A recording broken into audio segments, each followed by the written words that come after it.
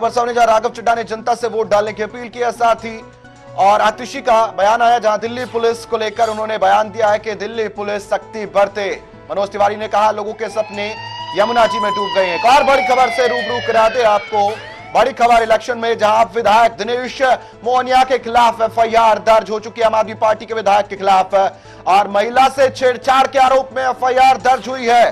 दिल्ली चुनाव के लिए फिलहाल मतदान तो जारी है, लेकिन दिनेश मोहनिया पर एफआईआर दर्ज हुई है। वहीं कांग्रेस नेता संदीप दीक्षित ने भी वोट डाला है। ये तमाम अपडेट्स आपको हम दे रहे हैं जहां विधायक दिनेश मोहनिया के खिलाफ एफआईआर दर्ज हुई है। ये बड़ा अपडेट आ रहा है। और चलिए पैनल की ओर फिर रुक करेंगे अब, क्योंकि शाकिर जी बिल्कुल आपकी बात अधूरी रह गई थी, कंटिन्यू। शुक्रिया। पिछले बार आपने अधूरी बात छोड़ दी थी हमारी, इस बार आपने कंटिन्यू बिल्कुल किया। धैर्य के साथ हम आपके सजगता के साथ क्वेश्चन पर आते हैं। नहीं, शुक्रिया जी। तो मैं बता दूं कि ये जो हमारी चर्चा चल रही थी, बीजेपी को तो धोखेबाज जुमलेबाज के तौर पे लोग जानने लगे, लेकिन पिछले 10 साल में आम आदमी पार्टी के जो सिस्टम था, उस सिस्टम को बीजेपी ने तोड़ने की कोशिश की, क्योंकि उन्हें लग रहा था कि वो आगे बढ़ रहे हैं, प्लान उनका सही चल रहा है, काम सही दिशा में चलना शुरू हो रहा है। तो बीजेपी ने आम आदमी पार्टी को पूरी तरीके से डैमेज किया, सिस्टमैटिक डैमेज किया है, उन्हें काम नहीं करने दिया गया। अभी अगर पॉलिटिक्स से हट के बात करें तो हमारे भाई बड़ी अच्छी बात कर रहे थे, 2-2.5 साल कोरोना में गुजरा, उसके बाद आप अगर छोटी सी पार्टी के 4-5 इंपॉर्टेंट लोग हैं उनको भी आप जेल में भेज देंगे तो उम्मीद किससे करते हैं?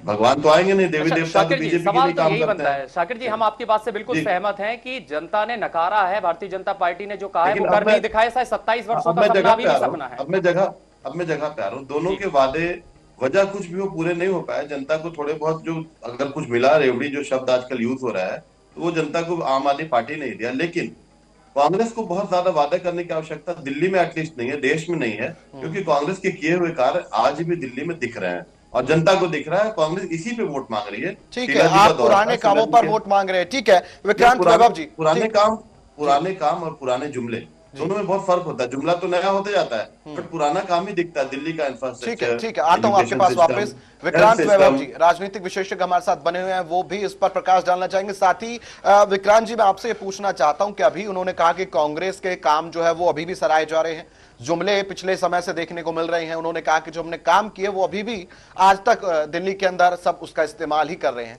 आम आदमी पार्टी ने भी काम किए, काम के दावे वादे किए हैं, लोग त्रस्त रहे पानी के लिए, तब भी ये सवाल उठता था कि आम आदमी पार्टी काम नहीं कर रही है। अब मैं आपसे ये जानना चाहता हूं कि एक राजनीतिक विशेषज्ञ क्या मानता है, दिल्ली के अंदर जो परेशानियां हुई जब राज्य की सरकार ने केंद्र पर ठीकरा फोड़ा और केंद्र की सरकार ने राज्य की सरकार पर जनता पिसी। अब मैं चाहता हूं कि आप ये बताएं कि इसका नुकसान किसको होगा, गलती किसकी पाई जाएगी?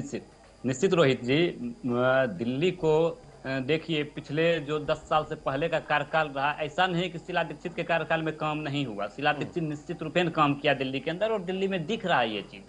और जब से सरकार बदली, एक अच्छा सिस्टम से सरकार आई थी। हम लोग भी अन्ना जी का जब आंदोलन को हम लोग बात कर रहे थे, देख रहे थे, एक लगा था कि दिल्ली एक ऐसी इकाई मांग रहा है जो पूरी दुनिया में गुंजमान होगा और हम लोग एक मैसेज पूरी दुनिया में देने में सक्षम होंगे कि भारत की ये यूथ का एक रिफॉर्म है।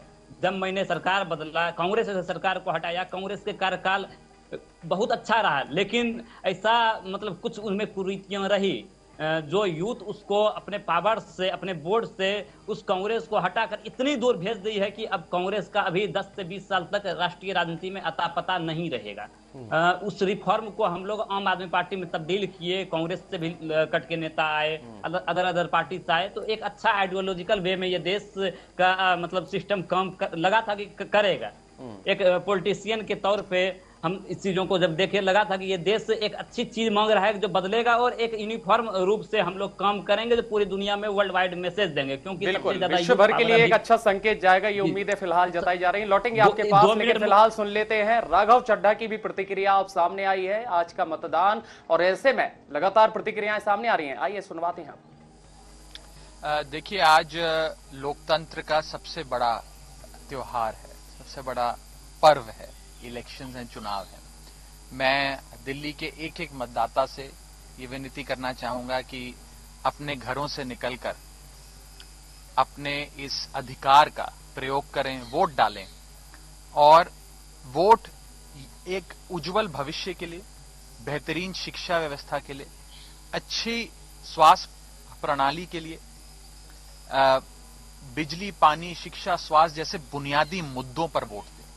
दिल्ली का मतदाता बेहद समझदार मतदाता है। वे हमेशा मुद्दों की राजनीति करता है, मुद्दों पर वोट देता है, बहकावे में नहीं आता, झूठे प्रचार में नहीं फंसता और बिजली, पानी, शिक्षा, स्वास्थ्य जैसी बुनियादी सुविधाओं को ध्यान में रख के वोट डालता। इसी के साथ साथ मैं ये भी कहना चाहूंगा कि सर्दी का दिन है और बड़ी अच्छी धूप निकली हुई है, तो अपने अपने घरों से निकलें, थोड़ी धूप भी सेकें और वोट देकर इस लोकतंत्र के महापर्व में शामिल हों। चुनाव हैं, इलेक्शंस हैं, मेरा सबसे अनुरोध है कि पहले आप लोग वोट करें।